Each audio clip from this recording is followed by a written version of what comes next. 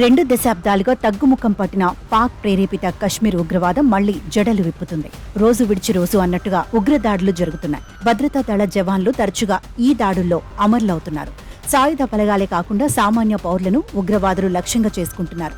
గత 2 నెలలుగా జమ్మూ కాశ్మీర్లో ఉగ్రవాదుల కదలికలు ఆందోళనకు గురిచేస్తున్నాయి. తరచూ జవాన్లకు ఉగ్రవాదుల మధ్య కాల్పులు జరుగుతూనే ఉన్నాయి. ఈ దాడుల్లో సైనికులు ప్రాణాలు కోల్పోతున్నారు. గడచిన 32 నెలల్లో 48 మంది జవాన్ల వీరమరణం పొందారు. దీంతో కేంద్ర ప్రభుత్వం అలర్ట్ అయింది.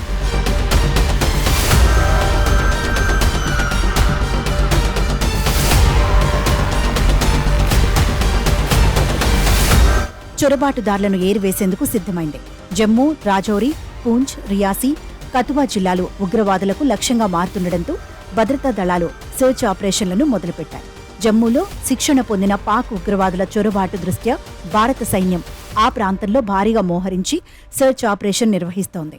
ఉగ్రవాదులను వేటాడేందుకు దాదాపు 500 మంది పారా స్పెషల్ ఫోర్సెస్ కమాండోలను ఆ ప్రాంతంలో మోహరించినట్లు ఆర్మీ అధికారులు చెబుతున్నారు.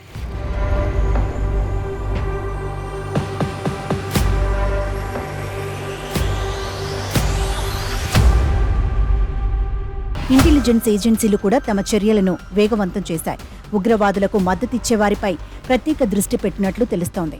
పాకిస్తాన్ దురాక్రమణను ఎదుర్కోవడానికి ఇప్పటికే 4,000 మందికి పైగా భద్రతా దళాలను మోహరించామని అధికారులు వెల్లడించారు. ఇటీవల జరిగిన దాడుల్లో ఉగ్రవాదుల వ్యూహాలు, వారు ఉపయోగించిన వెపన్స్ బట్టి చూస్తే వారు సాధారణ ఉగ్రవాదులు కాదని ఇండియన్ ఆర్మీ భావిస్తోంది.